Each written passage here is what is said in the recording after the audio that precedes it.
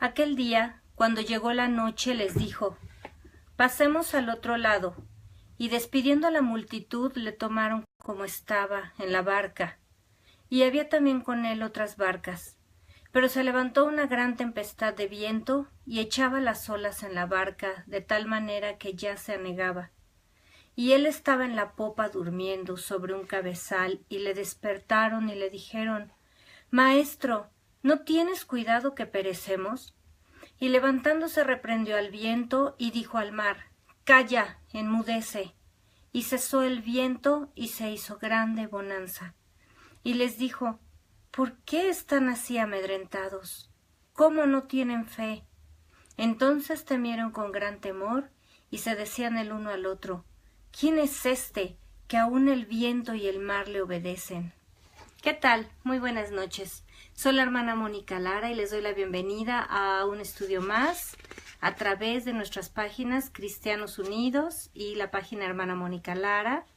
Y también les recordamos que nuestros videos los pueden encontrar en estas páginas y en YouTube, en la página Escuela de Capacitación Bíblica Hermana Mónica Lara.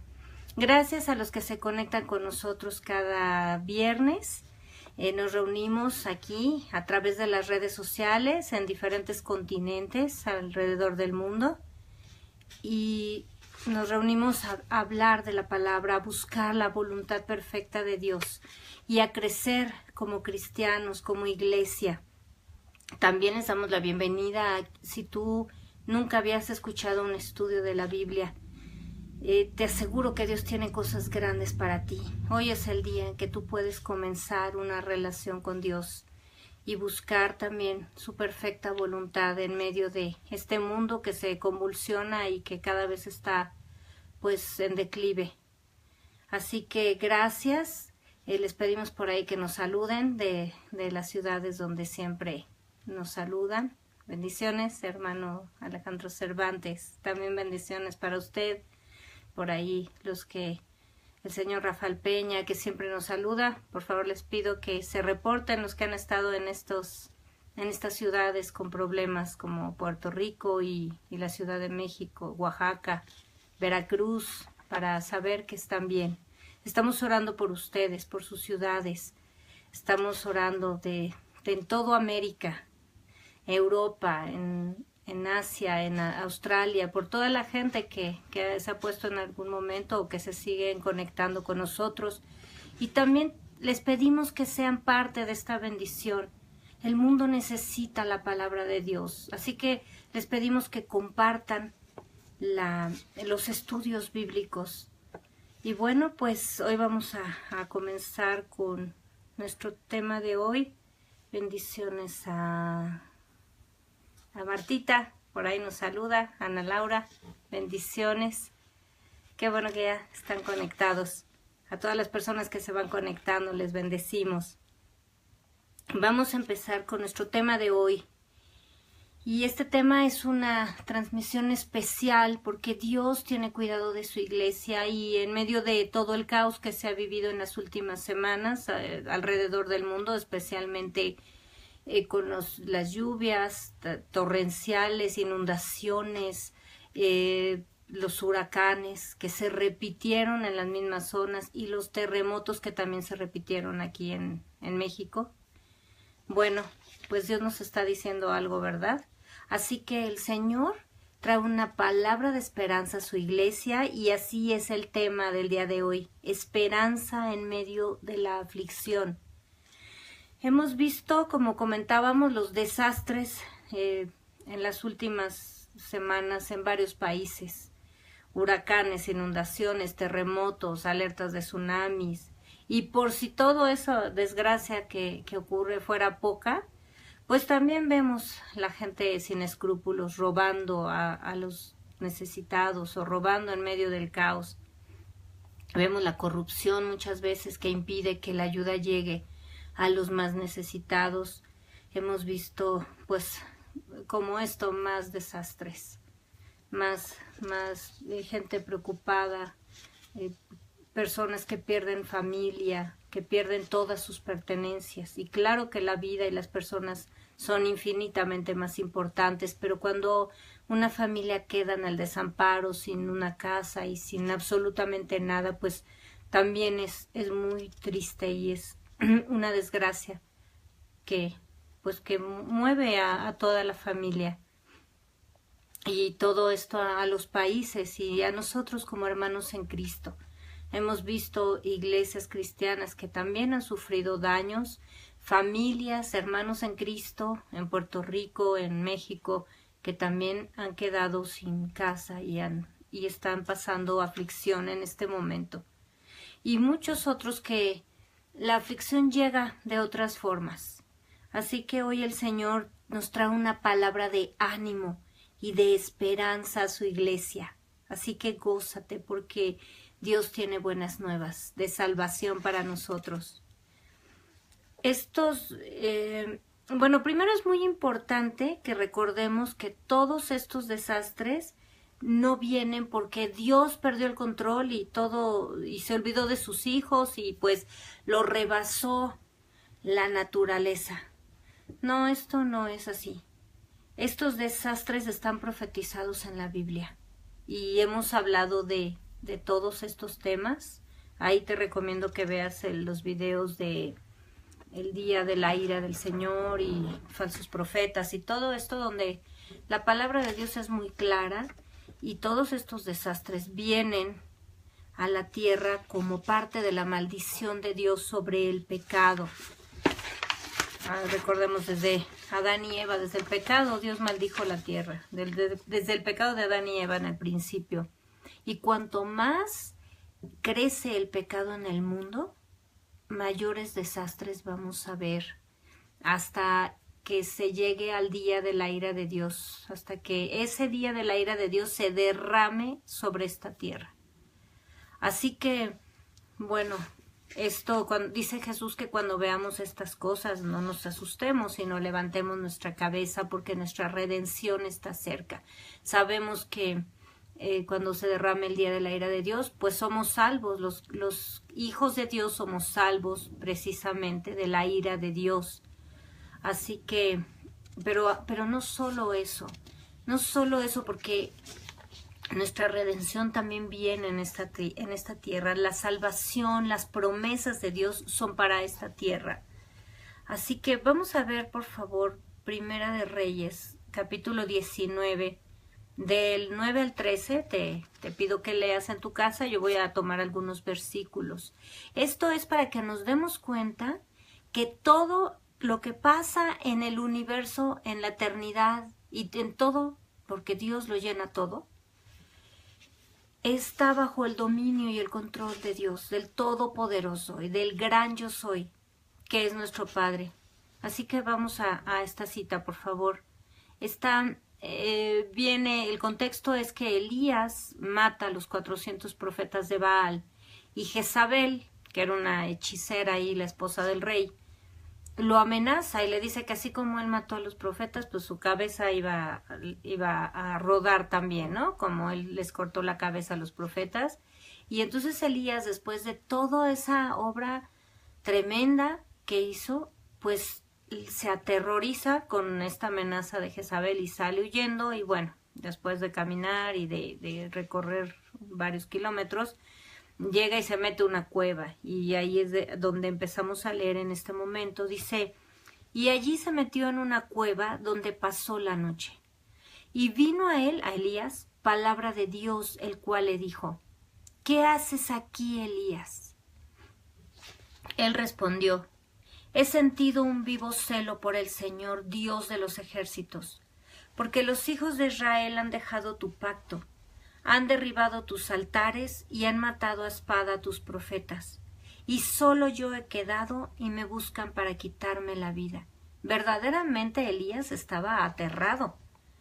Y pues se dedicaban este par de reyes, el rey y su esposa, la hechicera, habían dejado al Dios de Israel y se dedicaban a perseguir a los profetas de Dios, a matarlos. Entonces, bueno, él dice esto.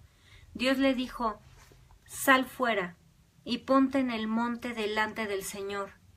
Y he aquí Dios que pasaba y un grande y poderoso viento que rompía los montes y quebraba las peñas delante del Señor. Pero Dios no estaba en el viento. Y tras el viento un terremoto, pero Dios no estaba en el terremoto. Y tras el terremoto un fuego, pero Dios no estaba en el fuego. Y tras el fuego un silbo apacible y delicado. Hay algo aquí muy importante. El terremoto, el viento, imagínense a qué grado era ese vendaval, ese viento tan fuerte que rompía la piedra.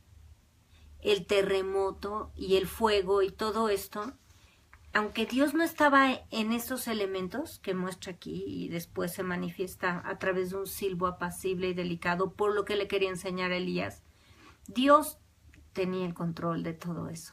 Dios es el que se manifestaba y el que provocaba ese viento y ese terremoto. Para que nos quede muy claro que Dios no ha perdido el control, porque no hay nada más aterrorizante que esa doctrina de que todo lo malo es el diablo y todo lo bueno es Dios. Y entonces pues Dios siempre tiene la desventaja porque en un huracán pues entonces el diablo maneja el huracán y mata gente y rompe y destruye. Y pues Dios ya perdió, ¿no? Y si ese es el Dios en el que nosotros creemos y en el que nosotros confiamos, pues perdónenme hermanos por la expresión, pero estamos fritos. Dios, no es así, eso no es así. Esa doctrina está errónea y durante siglos y siglos se ha repetido y se sigue repitiendo en las congregaciones. Dios tiene el control absoluto de la creación y si Él manda un huracán y repite el huracán, es porque está castigando, porque está mostrando y porque está probando a su iglesia y porque está castigando la maldad, la brujería, la hechicería. Los gobiernos se levantan a defender el aborto, la homosexualidad. Ahora iniciativas perversas como que, pues si un bebé nace con problemas, síndrome de Down o algún problema de salud, los padres tienen ciertos meses para hacerle la eutanasia, para asesinar al bebé aún ya nacido. Esto es abominable, por eso Dios está mandando toda esta destrucción.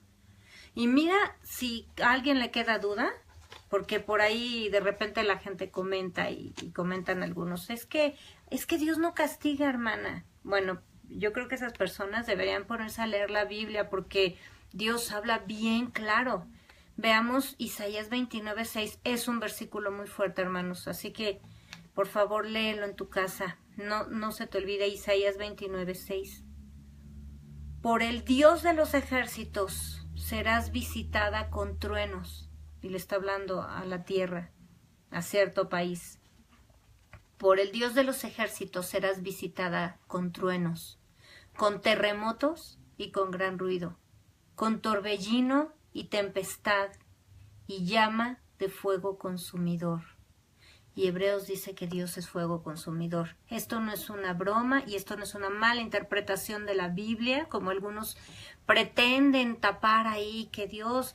No, es que Dios no es juicio, Dios es puro amor. Dios es Dios y Él hace lo que Él quiere y Él tiene el control absoluto.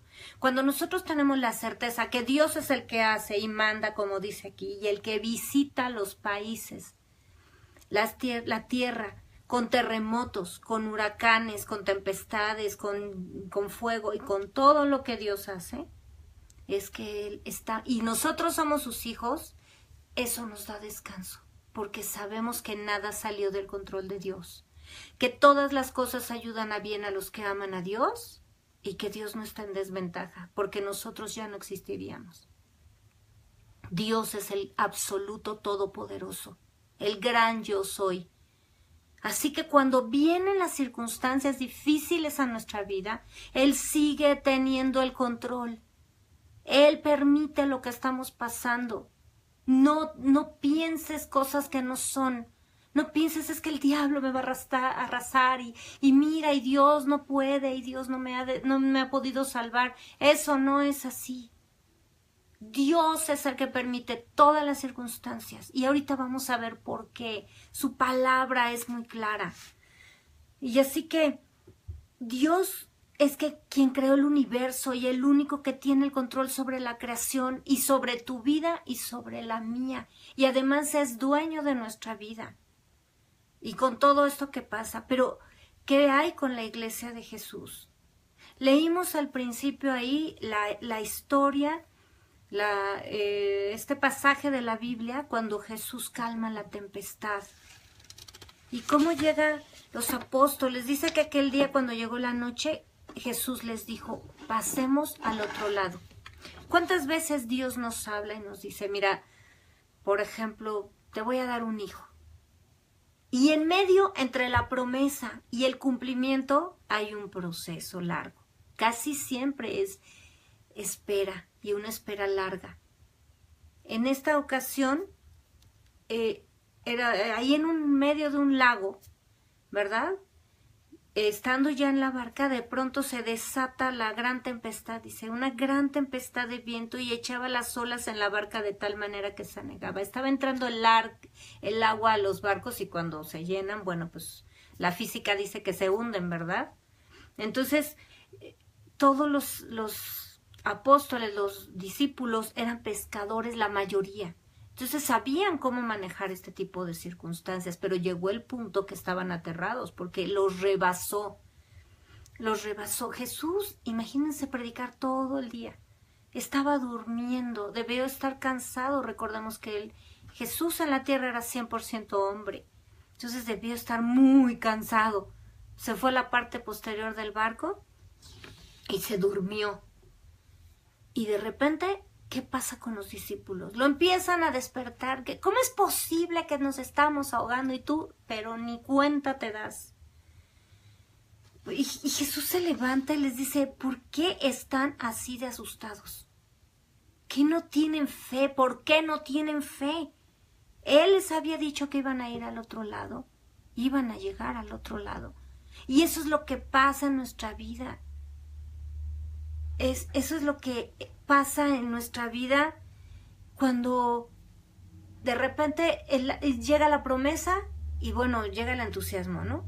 Pero cuando vemos la meta y se nos atraviesa una tormenta, perdemos de vista la otra orilla.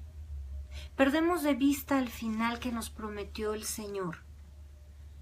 Y cuando Jesús calma la tempestad, le ordena al viento que se calme y la tormenta y todo, ellos dice que con gran temor se decían uno al otro, ¿quién es este que aún el viento y el mar le obedecen?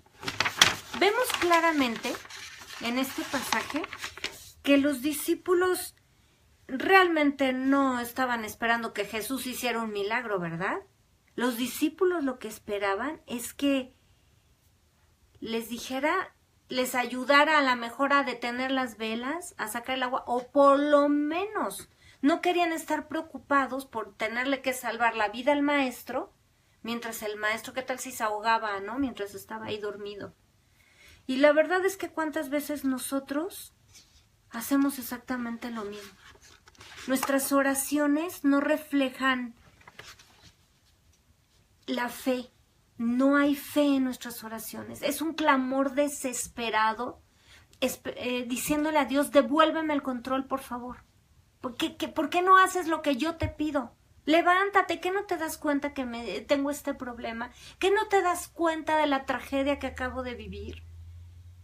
¿Por qué no haces lo que estoy esperando que hagas? Y cuando las cosas no funcionan así, y además generalmente no funcionan así, porque Dios siempre nos demuestra que Él es el que tiene el control. Y esa es la lucha del ser humano siempre, en la carne contra la fe. En los deseos de la carne contra los deseos del espíritu, porque los deseos del espíritu se oponen contra los deseos de la carne, dice la Biblia, para que no hagamos lo que queremos. Y estamos luchando, esa es nuestra lucha constante, la incredulidad contra la fe que el Señor quiere que fluya en nosotros como un fruto del Espíritu Santo. Pero estamos luchando porque queremos hacer lo que nosotros esperamos. Queremos que Dios haga lo que yo quiero. Quiero tener el control hasta sobre lo que Dios hace.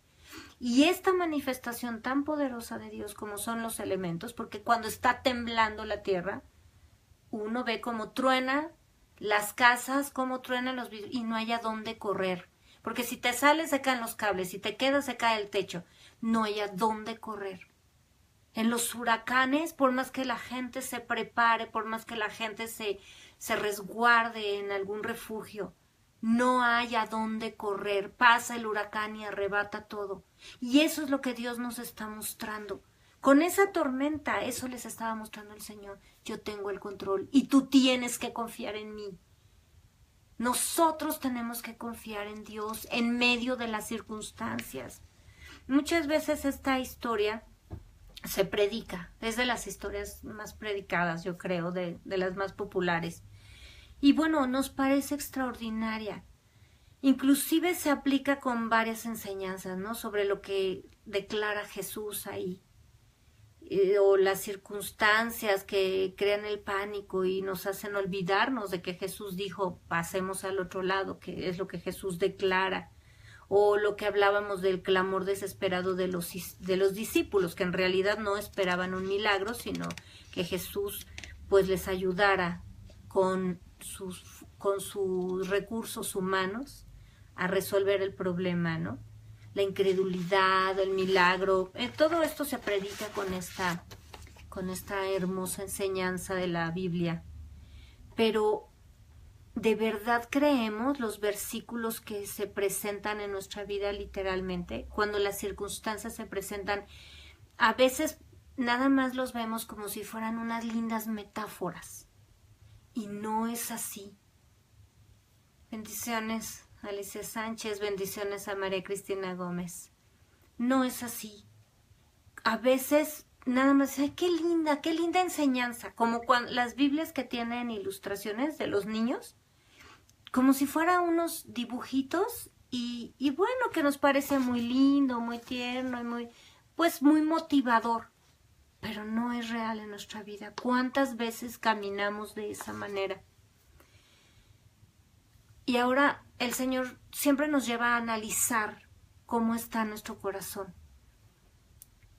Y quiero que nos preguntemos, pregúntate en tu corazón, ¿de verdad crees los versículos como Isaías 43:2, que dice, cuando pases por las aguas, yo estaré contigo, y si por los ríos no te anegarán? Cuando pases por el fuego no te quemarás, ni la llama arderá en ti. ¿Crees que esto es real o es nada más metafórico o una figura de algo que podría suceder en una circunstancia? ¿Crees realmente que Dios está con nosotros cuando pasamos por las aguas? ¿Que Dios está contigo? ¿Que el fuego no arde ni te quema? ¿O qué pensamos, por ejemplo, qué piensas de Salmos 46 del 1 al 3? Dios es nuestro amparo y fortaleza, nuestro pronto auxilio en las tribulaciones. Por tanto, no temeremos, aunque la tierra sea removida y se traspasen los montes al corazón del mar, aunque bramen y se turben sus aguas y tiemblen los montes a causa de su braveza. ¿Qué pasa cuando estamos en medio de un terremoto? ¿De verdad creemos que Dios es nuestro amparo y fortaleza?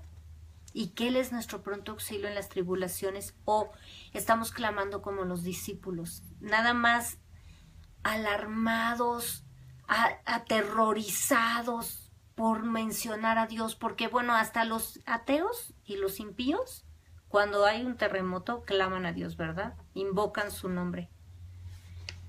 Salmos 27 del 1 al 3. El Señor es mi luz y mi salvación. ¿De quién temeré? Dios es la fortaleza de mi vida. ¿De quién he de atemorizarme? Aunque un ejército acampe contra mí, no temerá mi corazón. Aunque contra mí se levante guerra, yo estaré confiado.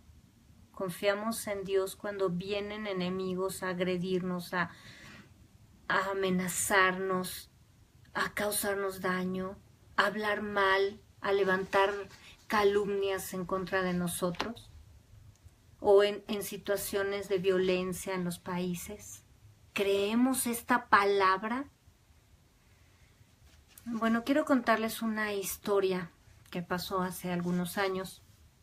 Había una niña de 7 años aproximadamente que fue a visitar a una familia en una especie de rancho o una casa de campo, y esta casa era muy grande, era un terreno muy muy grande, y estaba la casa y luego había pues una gran había pastizales, bueno, sembradíos, y había una gran distancia entre la casa.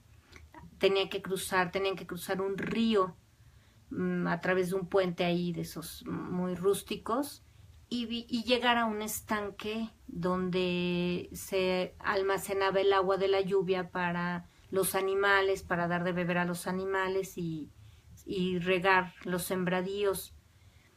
La niña era pequeña, tenía 7 años, y su prima, la dueña de los dueños de la casa, la invitó a ir a ese estanque porque ellos tenían una lanchita ahí para jugar. Así que bueno, pues estaban toda la familia y ellas fueron a ese lugar. La niña no sabía nadar, pero pues como iban a la lanchita, los papás le dieron permiso, y las dos niñitas, la prima, la dueña de la casa, pues era 1 o 2 años mayor que ella, entonces eran pequeñas las dos, se subieron a la lancha. Cuando se sube a la lancha la niña esta de 7 años, en un movimiento se cae. Se cae al agua, y este era un estanque muy profundo, de unos 3 metros de profundidad o más, porque pues albergaba muchísima agua. Se cae hasta el fondo, y como era un clima frío en ese lugar, pues iban cubiertas. Esta niña llevaba ropa de lana, y la lana pues se moja y pesa muchísimo. Llevaba botas y ropa de lana, un suéter muy grueso, y ese peso, esa circunstancia hace que al llenarse de agua se fue hasta el fondo esa niñita de 7 años. La prima pues sabía nadar, la dueña de la casa ya sí sabía nadar, entonces pues esperó varios minutos ahí a que la prima saliera, y pues no salió. Y como no salió, se regresó, bueno, se acercó a la orilla y todo este movimiento hizo, y regresó caminando a avisarle a los papás que la niña se cayó, su prima se había caído en el agua. Aproximadamente que habrán pasado entre que caminaron, o sea, eran, no sé, 15, 20 minutos que pasó que la niña cayó en el agua, estuvo abajo del agua. Cuando la niñita cayó en el agua, en todo ese tiempo que la prima se tardó en ir a avisarle a sus papás, la niña llegó hasta el fondo y comenzó a caminar, buscando salir de ahí.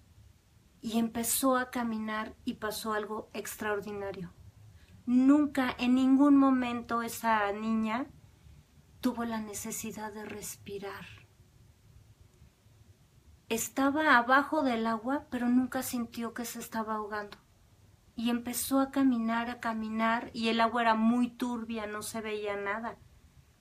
Y caminaba y estuvo dando por ahí, tratando de encontrar alguna salida. Todo este tiempo, no sé, 10, 15 minutos entre que cayó y sus padres fueron ahí a donde estaba. Todo ese tiempo estuvo debajo del agua. Y llegó el punto que topó con la esquina. De pronto se topó con la esquina del lugar del estanque. Y en ese momento, esa niñita amaba a Dios. Ella aprendió a amar a Dios, aún a través de una religión popular, pero ella amaba a Dios. Cuando ella llegó a la esquina de ese estanque, lo único que dijo fue: Dios, ya me voy a quedar aquí, ¿verdad? Tal vez ella no entendía lo que era la muerte, pero sabía que si se caía al agua se iba a morir, porque no sabía nadar. Ella no entendía lo que estaba pasando. Es lo único que hizo. Las únicas palabras que salieron de su boca fueron para Dios. Y en el instante que ella le dijo: Dios, ya me voy a quedar aquí, ¿verdad? En ese momento, de esa agua turbia, oscura, donde estaba metida, entró como si fuera un rayo de sol. Entró un rayo de luz y de los pies la levantaron como si estuviera en un elevador. Ella no se movió porque no sabía nadar y la levantó. Cuando llegaron sus padres, solamente ella ya estaba hasta arriba, estaba subiendo y la sacaron de un brazo. Nadie tuvo que aventarse a rescatarla y salió. En ese momento ella se dio cuenta que no podía jalar aire, que tenía tapada la nariz y la boca, y hizo 2, 3 intentos y ya entró aire a sus pulmones. Nunca tragó ni una gota de agua, nunca sintió que se asfixiaba, en ningún momento. Y esto, pues todo el mundo estaba muy sorprendido, pero la más sorprendida era la niña. Y les voy a decir una cosa, esta historia es verdadera. Y me consta porque yo era esa niña. El amor de Dios me salvó de morir ahogada. Y estoy segura que aunque yo hubiera muerto en ese estanque, yo nunca hubiera sentido esa asfixia. Por eso amo a Dios. Por eso amo a Dios con todo mi corazón, con toda la capacidad que puedo amarlo. Porque a mí me consta que cuando Dios está en tu vida, ni siquiera el aire es necesario. Y quiero decirte que el poder de Dios nos puede rescatar de la circunstancia más difícil, del momento más aterrador. No importa lo que estemos viviendo, Dios es fiel. Y Dios hace ese tipo de milagros con sus hijos, con los que le aman. La palabra de Dios dice que Dios es fiel y que Él guarda el pacto y la misericordia sobre los que le aman y guardan sus mandamientos. Y yo amo a Dios con todo mi corazón, porque no hay nada ni nadie en este planeta que represente lo que Dios es en mi vida. Y eso Dios quiere con todos sus hijos. Dios es capaz de hacer las obras más extraordinarias. No sé qué estés pasando en este momento, pero cuando somos hijos de Dios y permanecemos en Él, Dios nos sustenta y nos protege. Ese es el Dios al que nosotros servimos y es el Dios al que nosotros predicamos. Es el Dios al que yo amo, porque no hay nada ni nadie que pueda compararse a Él. Mira lo que dice el Salmo 91 y por favor lee todo el Salmo 91, pero voy a tomar algunos versículos. Verso 1. El que habita al abrigo del Altísimo morará bajo la sombra del Omnipotente. Diré yo al Señor, esperanza mía y castillo mío, mi Dios en quien confiaré. ¿En quién más podemos confiar si no es en el Señor? Nos damos cuenta cómo verdaderamente ese versículo de Isaías 43:2, cuando pases por las aguas yo estaré contigo y si por los ríos no te anegarán. Ese versículo saltó de la Biblia y se hizo real en mi vida. Es verdad. Estaba yo bajo el abrigo del Altísimo y bajo la sombra del Omnipotente. No importa si estás en las alturas o en lo más profundo de la tierra, ahí está el Señor. Ahí Él es tu esperanza y tu castillo. Mi Dios es tu Dios en quien confiaré. Verso 14, dice el Señor. Esto es lo que primero le declaramos a Él y ahora mira la respuesta de Dios. Por cuanto en mí ha puesto su amor, yo también lo libraré. Le pondré en alto por cuanto ha conocido mi nombre. Verso 15. Me invocará y yo le responderé. Con él estaré yo en la angustia. Lo libraré y le glorificaré. Lo saciaré de larga vida y le mostraré mi salvación. Esa es la respuesta de Dios. Eso es la promesa de Dios para sus hijos. Esto es ¿Por qué tú y yo debemos creer en la palabra de Dios? Porque la verdad de Dios es la Biblia. La única verdad que existe. Jesucristo es la verdad y no hay más verdades. No hay puntos de vista y nada de que la verdad es relativa y cada quien ve lo que quiere. La única verdad es esta. Sobrepasa todo entendimiento, sobrepasa todo razonamiento. No es posible que alguien pueda vivir un milagro y explicarlo humanamente.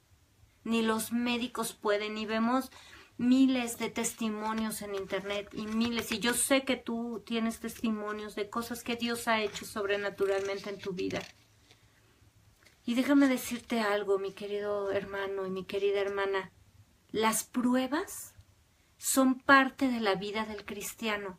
Todos pasamos pruebas, unos más, otros menos, unos en unas áreas, otros en otras. ¿Y por qué pasamos pruebas? Bueno, lo hemos platicado en otras ocasiones, pero hoy quiero comentarte algo. El Señor nos está mostrando por qué los huracanes, por qué los terremotos, por qué todo lo que está sucediendo. Para el mundo es maldición, pero para los hijos de Dios, mira ahí Mateo, por favor, 13, en la parábola del sembrador, por favor lee todo Mateo 13, pero voy a leer del verso 20 al 21. Y el que fue sembrado en pedregales, está Jesús explicando la parábola del sembrador. Dice que el sembrador llegó y cayó semillas junto al camino y otra semilla cayó entre pedregales. Y esto está explicando aquí.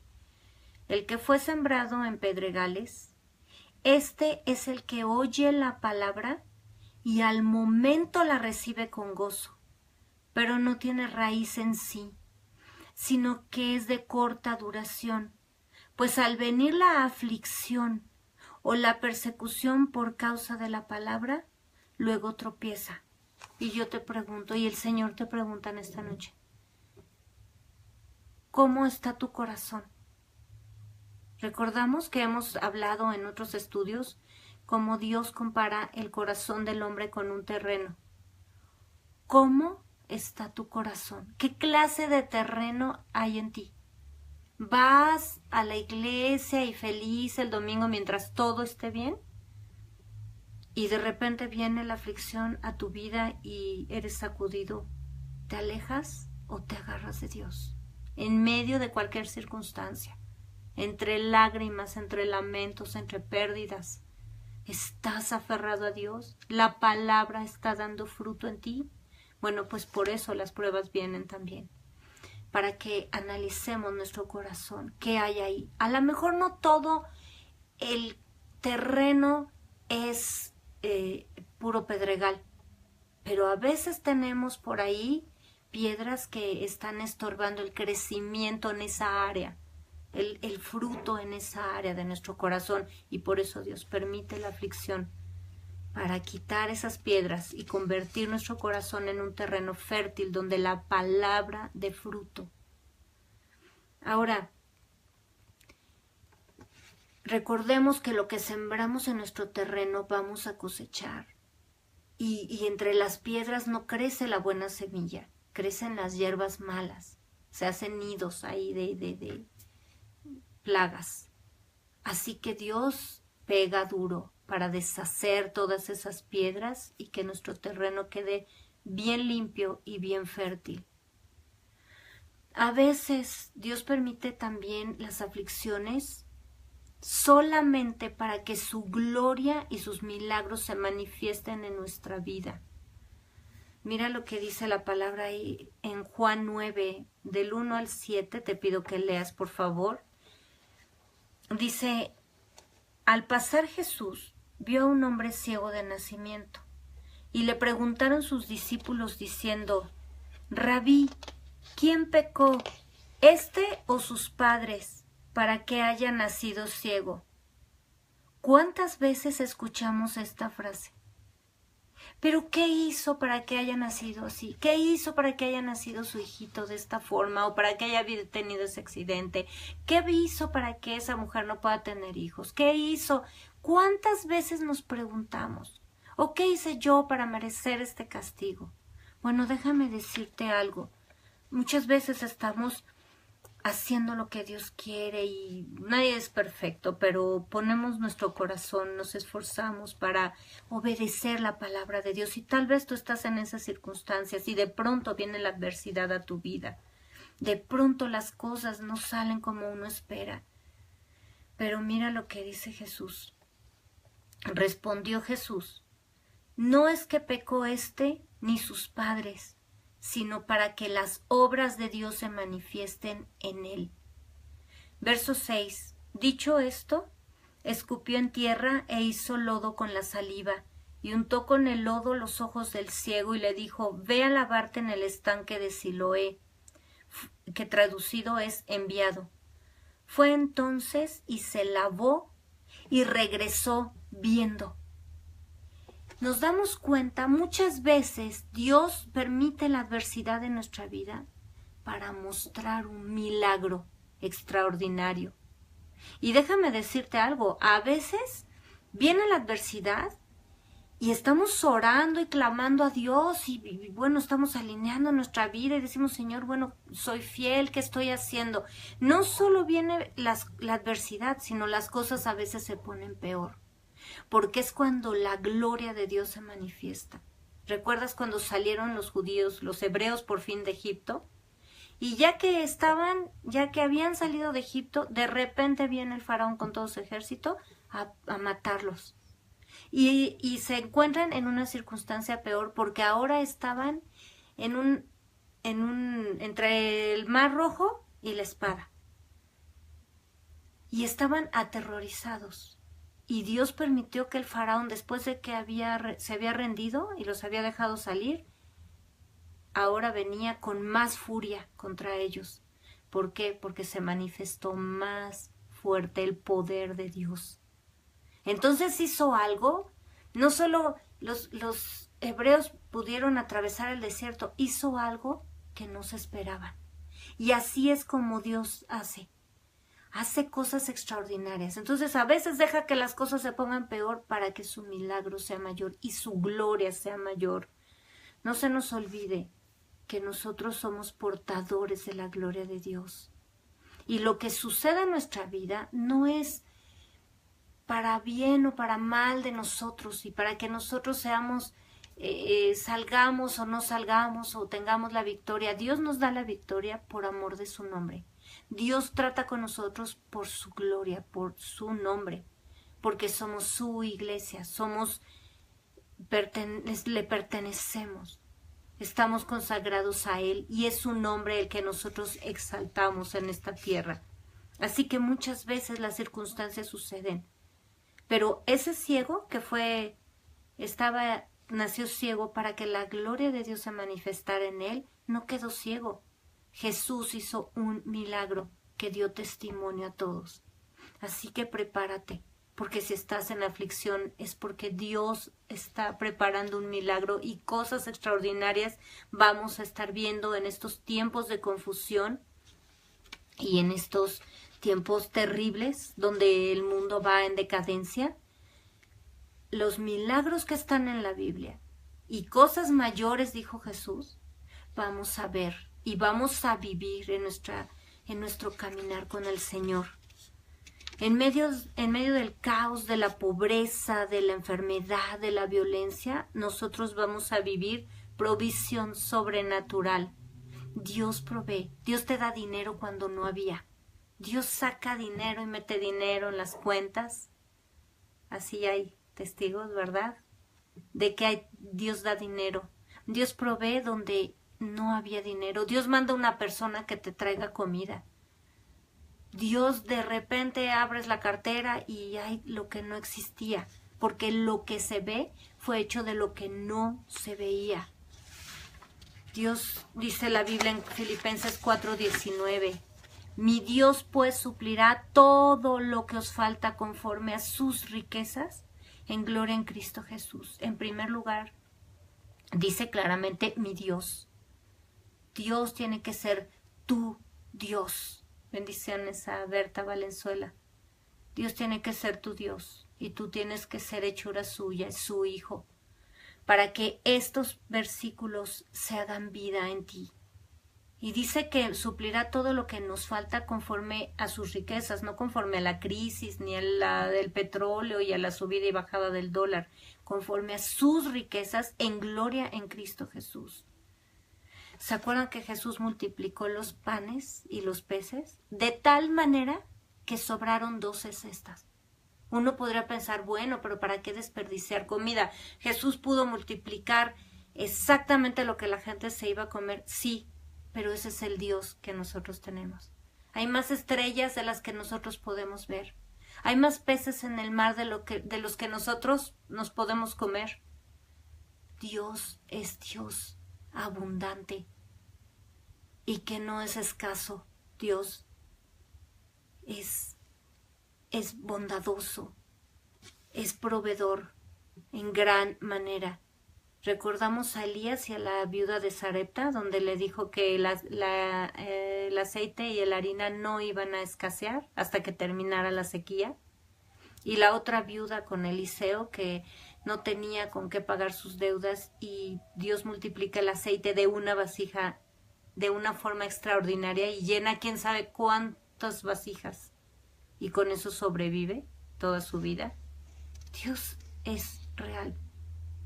Dios hace milagros que uno ni siquiera se puede imaginar, como cuando Eliseo va con unos profetas a cortar unos árboles y a uno se le cae un hacha prestada. Se le cae en el río.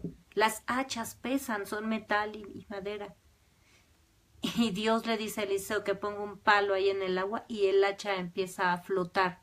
Cosas absurdas para la física, absurdas para el razonamiento humano, son las que Dios preparó para sus hijos. Milagros extraordinarios. A veces uno piensa que algo se perdió. Cuando uno clama a Dios, Dios lo trae de donde esté.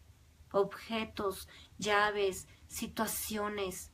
Dios levantando muertos. Vamos a ver sanidades como en los evangelios. Jesucristo sanando enfermedades terminales, y lo estamos viendo y lo hemos visto. Desde enfermedades pequeñitas hasta enfermedades terminales. Aún gente muerta que Dios vuelve a la vida. Jeremías 33:6. He aquí, yo les traeré sanidad y medicina, y los curaré, y les revelaré abundancia de paz y de verdad. Jesús curó a leprosos, la lepra era incurable, a ciegos, también incurable, y más en esos tiempos, a paralíticos, incurables. Lázaro fue resucitado, la hija de Jairo también. Todos esos milagros que vemos en la Biblia los vamos a ver en estos tiempos y los estamos viendo. Por favor, no dudes, no te rindas. La Biblia dice en Hebreos 11 del 1 al 6. Por favor, lee todo, Hebreos 11. Es pues la fe, la certeza de lo que se espera, la convicción de lo que no se ve. No importa que tú no estés viendo en este momento, en estas circunstancias, la respuesta que esperas de Dios. Así es la fe, así opera. Si no, no sería fe, ¿verdad? Pero sin fe, dice Hebreos 11:6, pero sin fe es imposible agradar a Dios, porque es necesario que el que se acerca a Dios crea que le hay y que es galardonador de los que le buscan. A veces estamos totalmente seguros que Dios existe y que Dios, y lo amamos y lo servimos, pero la segunda parte, por ahí es donde muchas veces tropezamos. Ok, Señor, yo sé que tienes el poder para hacerlo. Aquí el asunto es que no sé si tú quieres hacerlo para mí, si tú quieres hacer ese milagro en mi vida. Allí es donde hay el pero. Ahí es donde empieza la duda y la incredulidad. Por eso dice la Biblia que es necesario que se crea, no solo se crea en el Señor, sino que es galardonador de los que le buscan, sino que tú confíes que si clamas a Él y le pides que supla tu necesidad, Dios va a hacer cosas más grandes de lo que te imaginas, de lo que esperas. Y muchas veces oramos a Dios quejándonos con desesperación como los discípulos, en medio de la tormenta, en medio de la circunstancia, esperando que el Señor haga lo que nosotros creemos que es mejor. No lo que Él quiere, Y ahí también es donde tropezamos. Pero Dios viene y hace algo que ni nos imaginábamos y nos sorprende. Pero es necesario tener fe. Y nos sorprende como sorprendió a los discípulos, calmando la tempestad. O como sorprendió a los israelitas, levantando una columna de fuego para defenderlos y luego abriendo el mar rojo. O como sorprendió a José. Primero fue esclavo, vendido por sus hermanos, y luego en peor desgracia cayó en la cárcel por ser santo, ni siquiera por algo que él hizo, sino al contrario, por honrar y glorificar el nombre de Dios. Cayó en una desgracia peor, pero de ahí fue levantado, algo que ni siquiera se imaginaba. Dios lo puso en alto, como dice el Salmo 91, yo lo pondré en alto porque ha conocido mi nombre y ha puesto en mí su esperanza y ha puesto su amor en mí. Eso es lo que el Señor nos enseña ahí en el Salmo 91. ¿Y por qué? Porque Dios está mostrando que Él tiene el control. Por eso primero nos quita el control y nos mete en situaciones extremas y en situaciones desesperadas, pero no temas, no te desanimes, no te rindas, por favor. Dios tiene el control y de así lo muestra. Bendiciones a María Ramírez hasta Atlanta, bendiciones. Un abrazo. Pero no te desesperes. Mira lo que dice el Salmo 91, verso 9. Porque has puesto a Dios, que es mi esperanza, al Altísimo, por tu habitación. Ahí es que estamos seguros, ahí es que estamos escondidos en Dios. Ahí es donde corremos. Y ahí, en la presencia de Dios, cuando oramos, cuando estamos ahí en su misma gloria, en ese lugar íntimo donde nos separamos todos los días para buscarle, ahí se acaba el temor, ahí se acaba la angustia y ahí aprendemos a confiar en Él y a decir, Señor, hágase tu perfecta voluntad, porque Dios es el único que sabe lo que hace, es el único que es perfecto en sus caminos, dice la Biblia. Así que cuando nosotros corremos a la habitación, cuando Dios es nuestra habitación, el Altísimo, el Todopoderoso, el Omnipotente, eso es para nosotros la salvación absoluta, la respuesta a nuestra oración. Imagínense el currículum de Dios, el creador de todo cuanto existe, el Todopoderoso, el Omnipotente y Eterno Dios, el Altísimo, el admirable consejero, el Dios fuerte, el Príncipe de paz. Todo lo que necesitamos, hasta el aire que respiras, hasta la sangre que corre por tus venas, depende de Dios. Y nada necesitamos cuando estamos ahí, confiando en Él. Él es todo en nuestra vida. La palabra de Dios es la verdad que sustenta nuestra vida en medio de las circunstancias. Salmo 46:1. Dios es nuestro amparo y fortaleza, nuestro pronto auxilio en las tribulaciones. Por tanto no temeremos, aunque la tierra sea removida y se traspasen los montes al corazón del mar, aunque bramen y se turben sus aguas y tiemblen los montes a causa de su braveza. ¿Sabes que Dios es especialista en hacer milagros en medio de una crisis? Por favor, te pido que leas Génesis del 1 al 16. Ahí describe cómo Dios bendijo a Isaac. Dice que después hubo hambre en la tierra, había hambre en la tierra, y en ese año, dice, y sembró Isaac en aquella tierra y cosechó aquel año 100 por 1 y lo bendijo Dios. El varón se enriqueció y fue prosperado y se engrandeció hasta hacerse muy poderoso. En medio de la crisis terrible que había, la sequía, el hambre tremenda, Isaac se hizo millonario y poderoso. Dios no está peleado con el dinero, ni con prosperar a sus hijos. El problema es el amor al dinero. Así que vamos a ver milagros financieros en la vida de la iglesia de Jesús. La Biblia dice que el tesoro de los impíos está guardado para los justos y que Dios hace atesorar a gente, a los impíos, para dárselos a quien agrada a Dios, para darle esas riquezas a quien agrada a Dios. Esta transferencia de riquezas, esta transferencia de provisión financiera y de milagros financieros lo vamos a ver en este tiempo, como lo vio Isaac, el hijo de Abraham. Lo vio porque Dios lo prosperó, porque Dios muestra sus milagros. Dios no solo muestra su poder en medio de la aflicción como estos desastres naturales. Dios muestra su poder con sus hijos cuando le muestra al mundo que Dios hace diferencia entre los que lo obedecen y los que no, en los que lo aman y guardan sus mandamientos y los que rechazan al Dios Altísimo. Y si nos preguntamos, bueno, pero ¿cómo podemos resistir la prueba y tener esperanza en medio de la aflicción? Por favor, vamos a Romanos 4, del 13 al 21. Mira lo que dice ahí. Está hablando de Abraham. A Abraham, al que Dios le cambió el nombre y le puso padre de un pueblo, cuando su mujer era estéril. Verso 17. Como está escrito, te he puesto por padre de muchas gentes, delante de Dios a quien creyó, el cual da vida a los muertos y llama las cosas que no son como si fuesen. Este es el Dios al que nosotros servimos, el que llama las cosas que no son como si fuesen. Y miren aquí rápidamente 6 puntos que hizo Abraham, 6 puntos como se fortaleció Abraham, cómo resistió la prueba y tuvo esperanza en medio de la aflicción. Abraham creyó en esperanza contra esperanza